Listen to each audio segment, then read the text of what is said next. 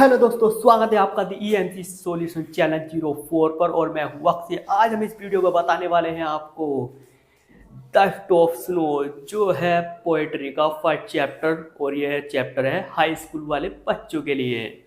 आइए चलते हैं अगले पेज पर।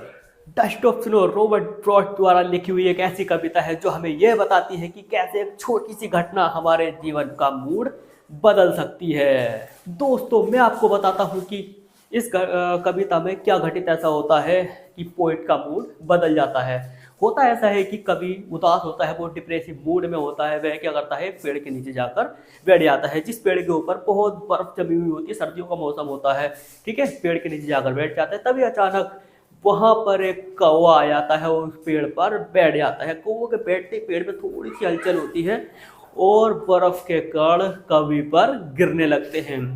कवि देखते हैं कि वाह, मतलब कवि का जो है माइंड परिवर्तन हो जाता है। वो देखता है कि कण गिरते ही कवि के ऊपर उसका माइंड परिवर्तन हो जाता है। वो डिप्रेसिव मूड में बैठा हुआ होता है और उसका जो मूड है वो चेंज हो जाता है। तो इस घटना से हमें ये पता चलता है कि नेचर के छोटे छोटे पल भी हमारी जिंदगी में पॉजिटिविटी ला सकते हैं। ठीक है, तो आपको पता चल गया होगा कि इस पोएम में ऐसा क्या है जिससे कि उसका परिवर्तन हो जाता है मूड। ठीक है, तो आइए चलते हैं कविता की ओर। कविता पढ़ते हैं। यहाँ हम एक्सप्लेन करेंगे डस्ट ऑफ स्नो, जो रॉबर्ट फ्रॉस्ट द्वारा लिखी गई एक कविता है। The way A crow Shuk down on me the dust of snow from a hemlock tree. ठीक है, इस स्टेंजा में कवि हमें बताता है कि जब कवि धतूरे के वृक्ष के नीचे, हेमलॉक ट्री का मतलब है धतूरे का वृक्ष। ठीक है, धतूरे के वृक्ष के नीचे जाकर जब वह बैठता है तो अचानक से कौवा आ जाता है, उस पेड़ पर बैठता है और डस्ट ऑफ स्नो मतलब बर्फ के कण कवि पर गिरा देता है। उसके बाद क्या होता है, आइए पढ़ते हैं दूसरे स्टेंजा में। लिखा हुआ है, has given my heart a change of mood and saved some part of a day I had dreamed. यह स्टेंजा हमें बताता है कि कैसे उसका मूड परिवर्तन होता है जब कवि के ऊपर डस्ट ऑफ स्नो गिरती है, बर्फ के कण गिरते हैं, उसका माइंड चेंज हो जाता है। फिर कहता है कि and saved some part of a day, और उसका पूरे दिन का कुछ बचा हुआ पार्ट दुख में जाने से बच जाता है। आई हैड ड्रीम्ड। ठीक है, आई होप आपको ये कविता समझ में आ गई होगी। आइए चलते हैं सेंट्रल आइडिया की ओर। दोस्तों, यहाँ हम एक्सप्लेन करेंगे सेंट्रल आइडिया। ठीक है, जो यूपी बोर्ड में बहुत ही इंपॉर्टेंट माना जाता है और ये 100% आएगा, लिख कर रख लेना और कॉपी पेन लेकर बैठ जाइए। ठीक है, आइए एक्सप्लेन करते हैं इसको। It is a fine and short poem of Robert Frost. यह पोएम रॉबर्ट फ्रॉस्ट के द्वारा लिखी गई एक शॉर्ट पोएम है। ठीक, हम साथ साथ उसको एक्सप्लेन करते जाएंगे, ध्यान से समझना इसको। The poet was in a depressive mood. जो हमारे कवि होते हैं वो बहुत ही डिप्रेसिव मूड में हेमलॉक ट्री के नीचे बैठे हुए होते हैं। ठीक, from a hemlock tree A crow shakes of the dust of snow on the poet. ठीक है, यहाँ पर कहता है कि एक कौवा shakes of the dust of snow, एक कौवा आता है और पोएट के ऊपर, कवि के ऊपर डस्ट ऑफ स्नो कर देता है, मतलब बर्फ के कण गिरा देता है। कहाँ से? From a hemlock tree, hemlock tree के पेड़ से। ठीक, फिर इसके बाद बताता है कि the snow changes the poet moods.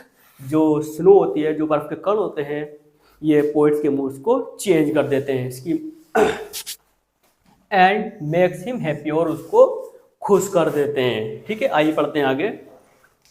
He has wasted a part of his day regretting. इस लाइन का मतलब यह है कि वह वेस्ट कर देता है part of his the day regretting, वह पछताकर पूरे दिन का एक हिस्सा पछताकर वह वेस्ट कर देता है।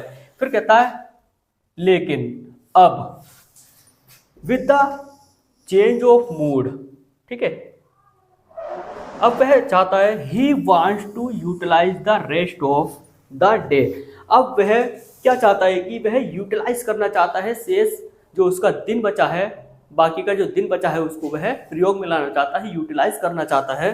आगे कहता है, the poets wants to convey, मतलब इस कविता के थ्रू पोइट्स हमें यह संदेश देना चाहता है कि समटाइम्स, कभी कभी, सर्टन मोमेंट्स, कुछ पल या कुछ गतिविधियाँ जो हमारे लिए जीवन में बहुत साधारण सी होती हैं, वे सीम सिंपल, जो हमारे जीवन में बहुत साधारण सी होती है, हैव अ लार्जर सिग्निफिकेंस, वह बहुत महत्वपूर्ण होती है।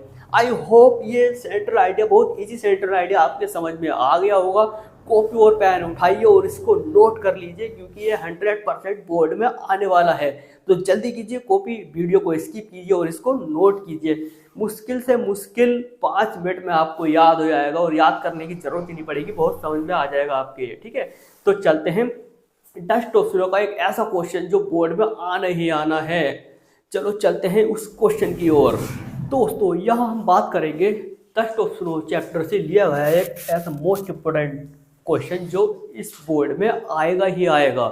तो कॉपी और पेन लेकर बैठ जाइए इस क्वेश्चन को नोट करने के लिए, लेकिन नोट करने से पहले इस क्वेश्चन को समझ लीजिए। आइए, क्वेश्चन क्या कहता है, कहता है व्हाट हैपन, क्या हुआ जब, व्हेन मींस जब, the dust of snow fell on the poet.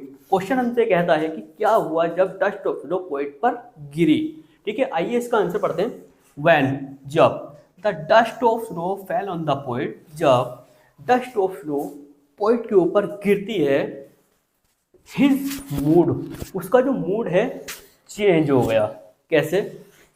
He was in the depressive mood, वह डिप्रेसिव मूड में था, एंड सोरोफुल मूड, वह सोरोफुल मूड में था और डिप्रेसिव मूड में था। लेकिन व्हेन, जब, the light shower of dust of snow fell on him, जब लाइट शावर मतलब डस्ट ऑफ स्नो की बौछार जब पोइट पर पड़ी, तो हिज सोरोफुल वेंट ऑफ, उसका जो मूड था वो सोरोफुल मूड ऑफ हो गया, मतलब खत्म हो गया, ऐसे समझ लीजिए। हिज स्पिरिट रिवाइव्ड, उसकी जो आत्मा थी वो जाग उठी, क्या करने के लिए, and he get ready to, और तैयार हो गई यूटिलाइज करने के लिए, the rest of the day, जो उसका बाकी का दिन बचा हुआ था उसको यूज करने के लिए उसकी आत्मा जाग उठी। तो आई होप ये क्वेश्चन आपको समझ में आ गया होगा। आप इसको नोट कर सकते हैं कॉपी में, और बहुत ही इजी क्वेश्चन है, 100% एग्जाम में आएगा ही आएगा। 2026 में जो आने वाले एग्जाम है उसमें जरूर आएगा, इसको लिख कर रख लो, आएगा ही आएगा। आई होप ये पोएम आपके समझ में आ गई होगी। ऐसे ही हमसे जुड़े रहने के लिए वीडियो को लाइक करें, चैनल को सब्सक्राइब करें और कमेंट में लिखे सर समझ में आ गया।